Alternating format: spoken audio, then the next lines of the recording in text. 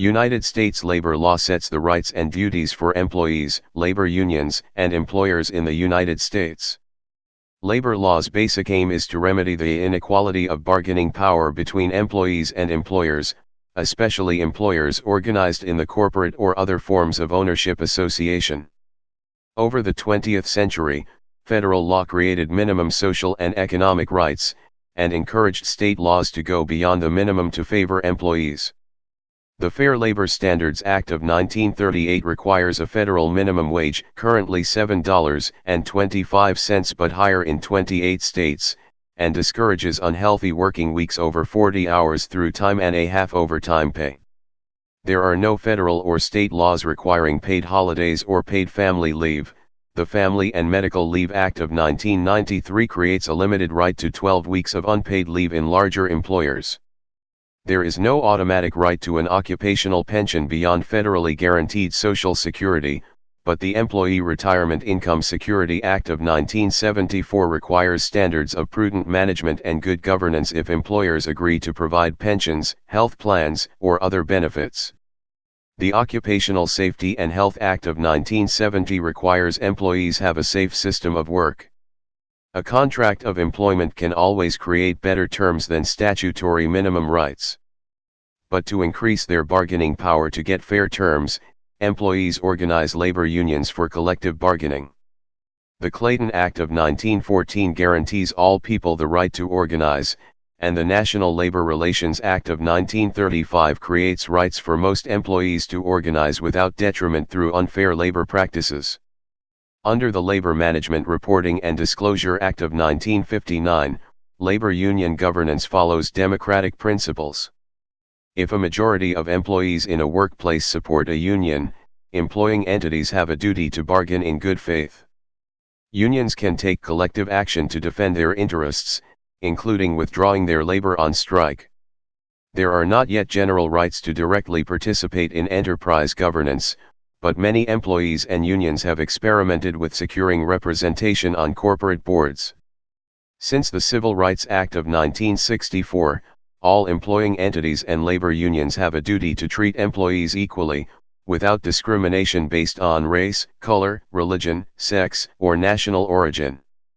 There are separate rules for sex discrimination in pay under the Equal Pay Act of 1963.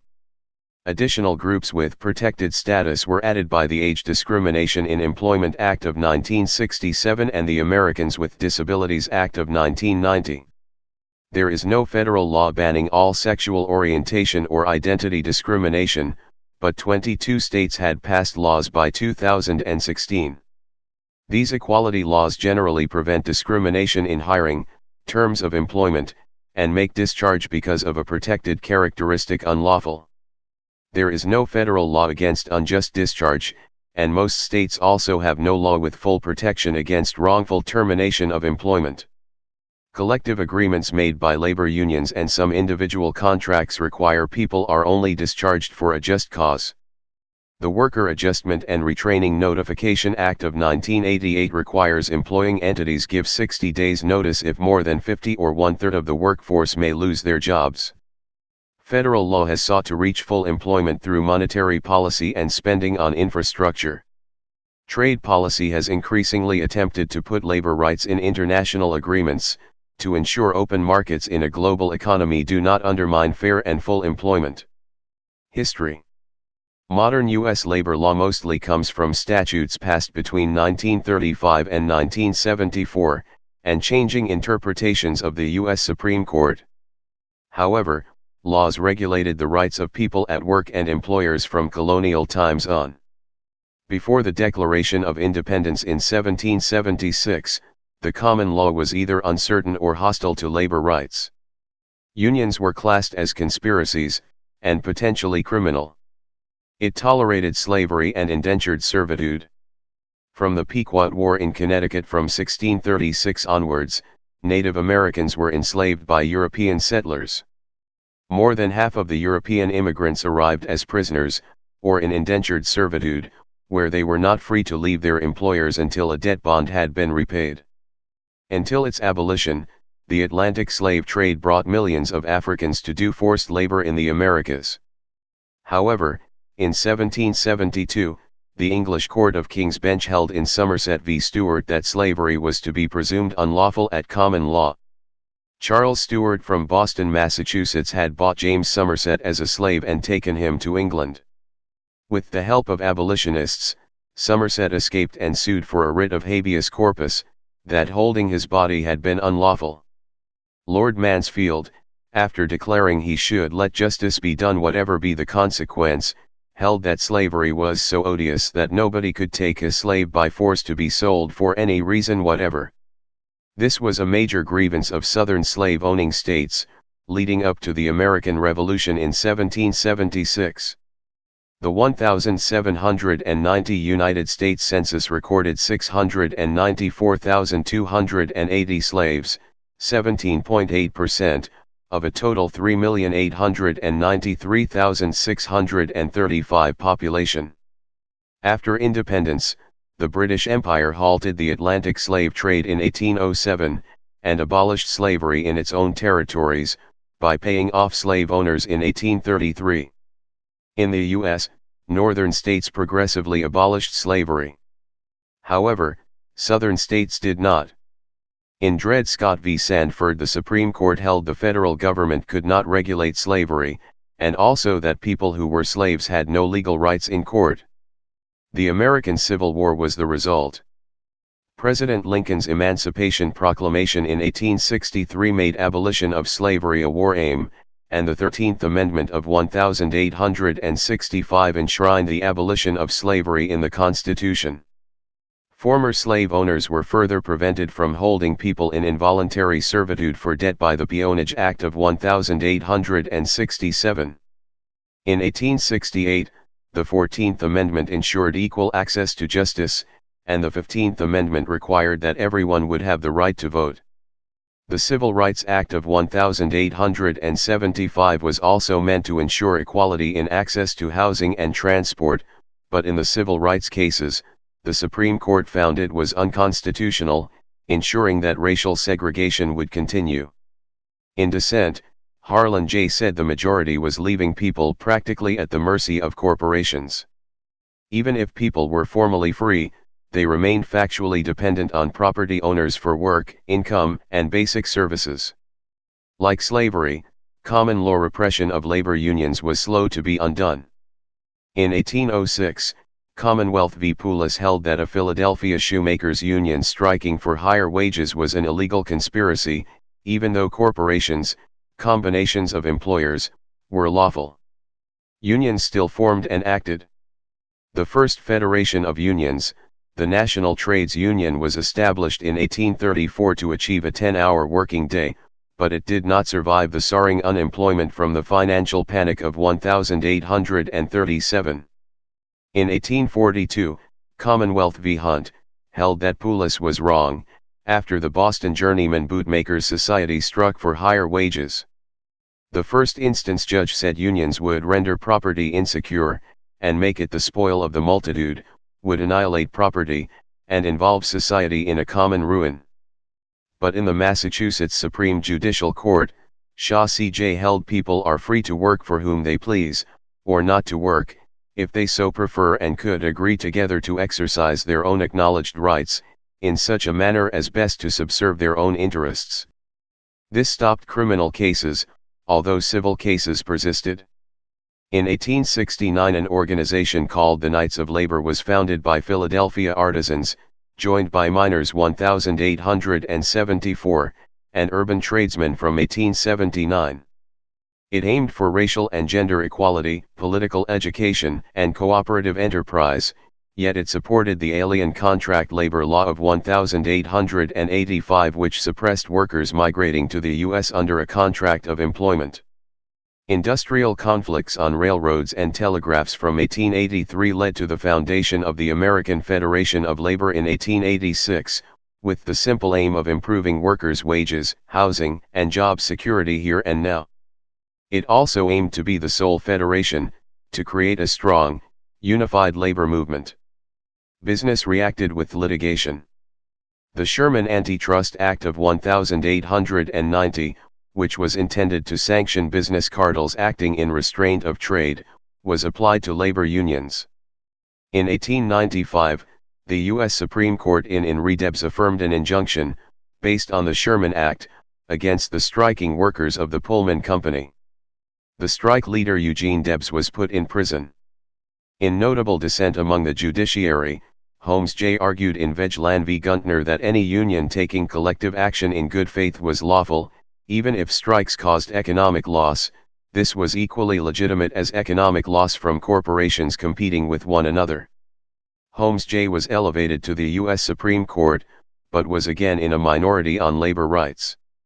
In 1905, Lochner v. New York held that New York limiting bakers' working day to 60 hours a week violated employers' freedom of contract.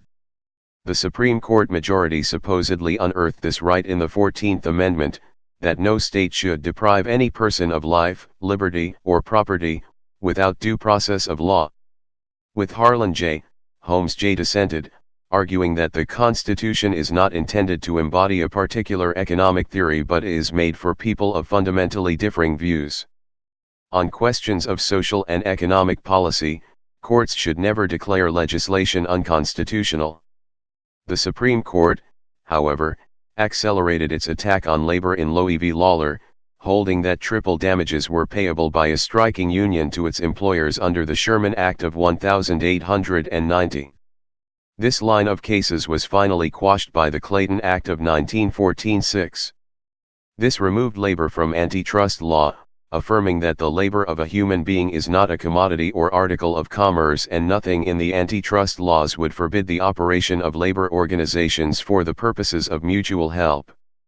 Throughout the early 20th century, states enacted labor rights to advance social and economic progress. But despite the Clayton Act, and abuses of employers documented by the Commission on Industrial Relations from 1915, the Supreme Court struck labor rights down as unconstitutional, leaving management powers virtually unaccountable. In this Lochner era, the courts held that employers could force workers to not belong to labor unions, that a minimum wage for women and children was void, that states could not ban employment agencies charging fees for work, that workers could not strike in solidarity with colleagues of other firms, and even that the federal government could not ban child labor. It also imprisoned socialist activists, who opposed the fighting in World War I, meaning that Eugene Debs ran as the Socialist Party's candidate for president in 1920 from prison. Critically, the courts held state and federal attempts to create Social Security to be unconstitutional. Because they were unable to save in safe public pensions, millions of people bought shares in corporations, causing massive growth in the stock market. Because the Supreme Court precluded regulation for good information on what people were buying, corporate promoters tricked people into paying more than stocks were really worth. The Wall Street crash of 1929 wiped out millions of people's savings. Business lost investment and fired millions of workers. Unemployed people had less to spend with businesses. Business fired more people. There was a downward spiral into the Great Depression. This led to the election of Franklin D. Roosevelt for president in 1932, who promised a New Deal. Government committed to create full employment and a system of social and economic rights enshrined in federal law. But despite the Democratic Party's overwhelming electoral victory, the Supreme Court continued to strike down legislation, particularly the National Industrial Recovery Act of 1933, which regulated enterprise to ensure fair wages and prevent unfair competition. Finally, after Roosevelt's second overwhelming victory in 1936, and Roosevelt's threat to create more judicial positions if his laws were not upheld, one Supreme Court judge switched positions. In West Coast Hotel Co. v. Parrish, the Supreme Court found that minimum wage legislation was constitutional, letting the New Deal go on. In labor law, the National Labor Relations Act of 1935 guaranteed every employee the right to unionize, collectively bargain for fair wages, and take collective action, including in solidarity with employees of other firms. The Fair Labor Standards Act of 1938 created the right to a minimum wage, and time-and-a-half overtime pay if employers asked people to work over 40 hours a week. The Social Security Act of 1935 gave everyone the right to a basic pension and to receive insurance if they were unemployed, while the Securities Act of 1933 and the Securities Exchange Act of 1934 ensured buyers of securities on the stock market had good information. The Davis-Bacon Act of 1931 and Walsh-Healy Public Contracts Act of 1936 required that in federal government contracts, all employers would pay their workers fair wages, beyond the minimum, at prevailing local rates. To reach full employment and out of depression, the Emergency Relief Appropriation Act of 1935 enabled the federal government to spend huge sums of money on building and creating jobs. This accelerated as World War II began. In 1944, his health waning, Roosevelt urged Congress to work towards a second Bill of Rights through legislative action, because unless there is security here at home there cannot be lasting peace in the world, and we shall have yielded to the spirit of fascism here at home. Although the New Deal had created a minimum safety net of labor rights, and aimed to enable fair pay through collective bargaining, a Republican-dominated Congress revolted when Roosevelt passed away. Against the veto of President Truman, the Taft-Hartley Act of 1947 limited the right of labor unions to take solidarity action, and enabled states to ban unions requiring all people in a workplace becoming union members. A series of Supreme Court decisions, held the National Labor Relations Act of 1935 not only created minimum standards, but stopped or preempted states enabling better union rights, even though there was no such provision in the statute. Labor unions became extensively regulated by the Labor Management Reporting and Disclosure Act of 1959. Post-war prosperity had raised people's living standards, but most workers who had no union, or job security rights remained vulnerable to unemployment. As well as the crisis triggered by Brown v. Board of Education, and the need to dismantle segregation, job losses in agriculture, particularly among African Americans, was a major reason for the civil rights movement, culminating in the March on Washington for Jobs and Freedom led by Martin Luther King Jr. Although Roosevelt's Executive Order 8802 of 1941 had prohibited racial discrimination in the national defense industry, people still suffered discrimination because of their skin color across other workplaces. Also, despite the increasing numbers of women in work, sex discrimination was endemic.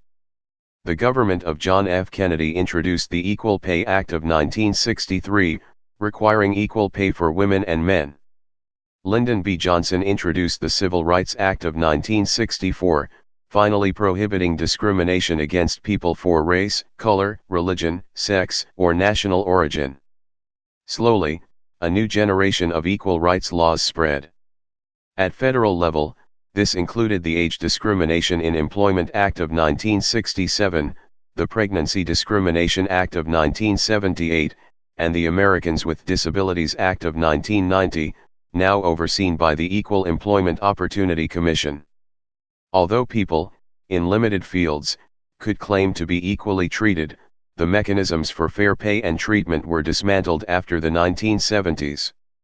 The last major labor law statute, the Employee Retirement Income Security Act of 1974, created rights to well-regulated occupational pensions, although only where an employer had already promised to provide one.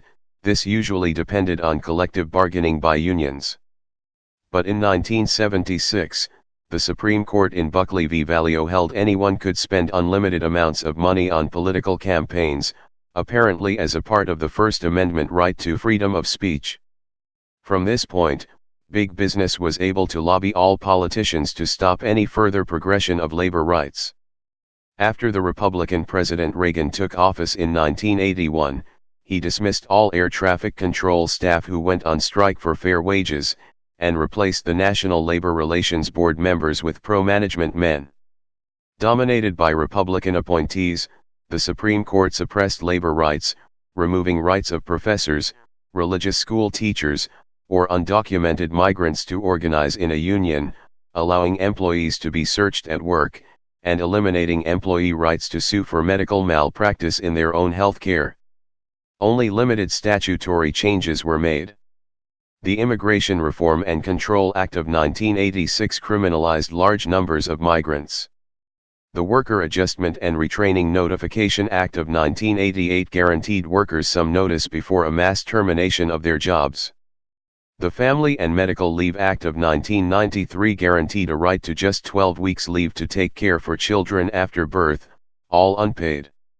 The Small Business Job Protection Act of 1996 cut the minimum wage, by enabling employers to take the tips of their staff to subsidize the minimum wage. A series of proposals by Democrat and independent politicians to advance labor rights were not enacted, and the United States began to fall behind all other developed countries in labor rights, with stagnating real income growth, and lower human development, lower life expectancy, and higher poverty. Contract and rights at work. Contracts between employees and employers, mostly corporations, usually begin an employment relationship, but are often not enough for a decent livelihood. Because individuals lack bargaining power, especially against wealthy corporations, labor law creates rights that override unjust market outcomes. Historically, the law rigidly enforced property rights and freedom of contract on any terms, even if this was inefficient, exploitative, and unjust. In the early 20th century, as more people favored the introduction of democratically determined economic and social rights over rights of property and contract in unequal markets, state and federal governments introduced law reform. First, the Fair Labor Standards Act of 1938 created a minimum wage, now $7.25 at federal level, higher in 28 states, and overtime pay of 1.5 times. Second, the Family and Medical Leave Act of 1993 creates very limited rights to take unpaid leave. In practice, good employment contracts improve on these minimums. Third, while there is no right to an occupational pension or other benefits, the Employee Retirement Income Security Act of 1974 ensures employers guarantee those benefits if they are promised. Fourth, the Occupational Safety and Health Act 1970 demands a safe system of work, backed by professional inspectors. Individual states are often empowered to go beyond the federal minimum, and function as laboratories of democracy in social and economic rights, where they have not been constrained by the U.S. Supreme Court. Scope of protection. Common law, state, and federal statutes usually confer labor rights on employees, but not people who are autonomous and have sufficient bargaining power to be independent contractors. In 1994, the Dunlop Commission on the Future of Worker Management Relations, final report recommended a unified definition of an employee under all federal labor laws, to reduce litigation, but this was not implemented. As it stands, Supreme Court cases have stated various general principles, which will apply according to the context and purpose of the statute in question. In NLRB v. Hearst Publications, Inc., newsboys who sold newspapers in Los Angeles claimed that they were employees, so that they had a right to collectively bargain under the National Labor Relations Act of 1935. The newspaper corporations argued the newsboys were independent contractors, and they were under no duty to bargain in good faith. The Supreme Court held the newsboys were employees, and common law tests of employment, particularly the summary in the Restatement of the Law of Agency, Section 220, were no longer appropriate. They were not independent contractors because of the degree of control employers had. But the National Labor Relations Board could decide itself who was covered if it had a reasonable basis in law. Congress reacted, first, by explicitly amending the NLRA to 1. So that independent contractors were exempt from the law while, second, disapproving that the common law was irrelevant. At the same time, the Supreme Court decided United States v. Silk, holding that economic reality must be taken into account when deciding who is an employee under the Social Security Act of 1935.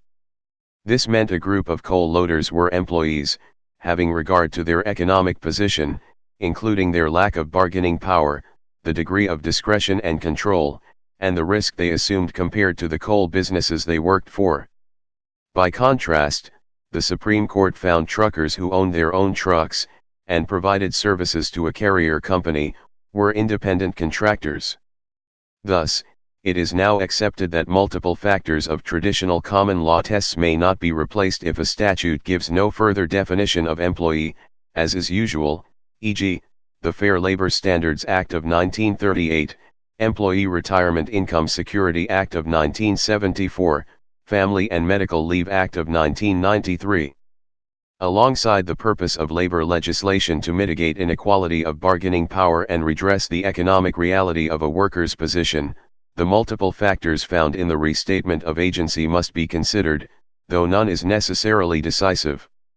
Common law agency tests of who is an employee take account of an employer's control, if the employee is in a distinct business, degree of direction, skill, who supplies tools, length of employment, method of payment, the regular business of the employer, what the parties believe, and whether the employer has a business. Some statutes also make specific exclusions that reflect the common law, such as for independent contractors, and others make additional exceptions. In particular, the National Labor Relations Act of 1935 to 11 exempts supervisors with authority, in the interest of the employer, to exercise discretion over other employees' jobs and terms. This was originally a narrow exception.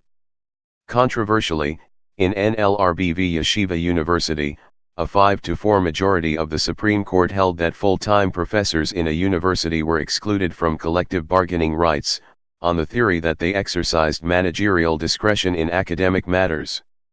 The dissenting judges pointed out that management was actually in the hands of university administration, not professors. In NLRB v. Kentucky River Community Care Inc., the Supreme Court held, again 5-4, that 6 registered nurses who exercised supervisory status over others fell into the professional exemption. Stevens J., for the dissent, argued that if the supervisor is construed too broadly, without regard to the act's purpose, protection is effectively nullified.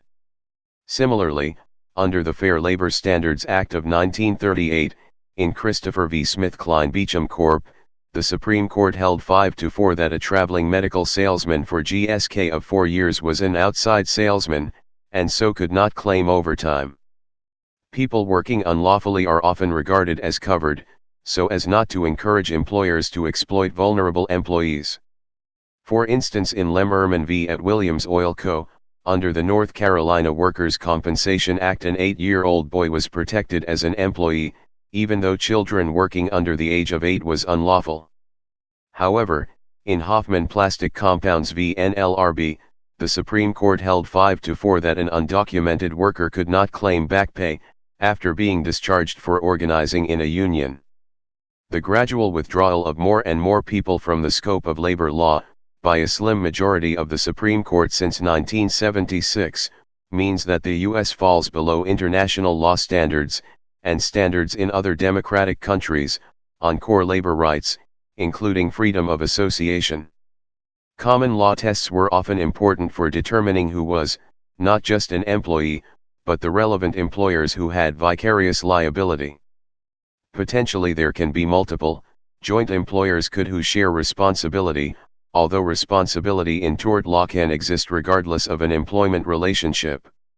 In Ruiz v. Shell Oil Co., the Fifth Circuit held that it was relevant which employer had more control, whose work was being performed, whether there were agreements in place, who provided tools, had a right to discharge the employee, or had the obligation to pay.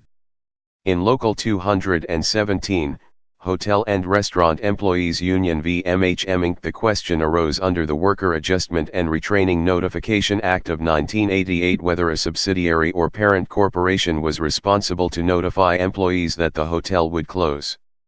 The Second Circuit held the subsidiary was the employer, although the trial court had found the parent responsible while noting the subsidiary would be the employer under the NLRA. Under the Fair Labor Standards Act of 1938, 29 U.S.C. 203, R, any enterprise that is under common control will count as the employing entity. Other statutes do not explicitly adopt this approach, although the NLRB has found an enterprise to be an employer if it has substantially identical management, business purpose, operation, equipment, customers, and supervision. In South Prairie Construction Co. v. Local Number 627, the Supreme Court found that the D.C. Circuit had legitimately identified two corporations as a single employer given that they had a very substantial qualitative degree of centralized control of labor, but that further determination of the relevant bargaining unit should have been remitted to the NLRB. When employees are hired through an agency, it is likely that the end employer will be considered responsible for statutory rights in most cases, although the agency may be regarded as a joint employer. Contract of employment. When people start work, there will almost always be a contract of employment that governs the relationship of employee and the employing entity, usually a corporation, but occasionally a human being. A contract is an agreement enforceable in law. Very often it can be written down, or signed, but an oral agreement is also a fully enforceable contract. Because employees have unequal bargaining power to almost all employing entities, most employment contracts are standard form. Most terms and conditions are photocopied or reproduced for many people. Genuine negotiation is rare, unlike in commercial transactions between two business corporations. This has been the main justification for enactment of rights in federal and state law. The federal right to collective bargaining, by a labor union elected by its employees, is meant to reduce the inherently unequal bargaining power of individuals against organizations to make collective agreements. The federal right to a minimum wage, and increased overtime pay for working over 40 hours a week, was designed to ensure a minimum standard of living necessary for health, efficiency, and general well-being of workers, even when a person could not get a high enough wage by individual bargaining. These and other rights, including family leave, rights against discrimination, or basic job security standards, were designed by the United States Congress and state legislatures to replace individual contract provisions. Statutory rights override even an express written term of a contract, usually unless the contract is more beneficial to an employee. Some federal statutes also envisage that state law rights can improve upon minimum rights. For example, the Fair Labor Standards Act of 1938 entitles states and municipalities to set minimum wages beyond the federal minimum. By contrast, other statutes such as the National Labor Relations Act of 1935, the Occupational Safety and Health Act of 1970, and the Employee Retirement Income Security Act of 1974, have been interpreted in a series of contentious judgments by the U.S. Supreme Court to preempt state law enactments. These interpretations have had the effect to stay experimentation in things social and economic and stop states wanting to serve as a laboratory by improving labor rights. Where minimum rights do not exist in federal or state statutes, principles of contract law, and potentially torts, will apply. Aside from terms in oral or written agreements, terms can be incorporated by reference. Two main sources are collective agreements and company handbooks. In G. Case Co. v. National Labor Relations Board, an employing corporation argued it should not have to bargain in good faith with a labor union, and did not commit an unfair labor practice by refusing, because it had recently signed individual contracts with its employees. The U.S. Supreme Court held unanimously that the very purpose of collective bargaining and the National Labor Relations Act 1935 was to supersede the terms of separat. Please subscribe and thanks for watching.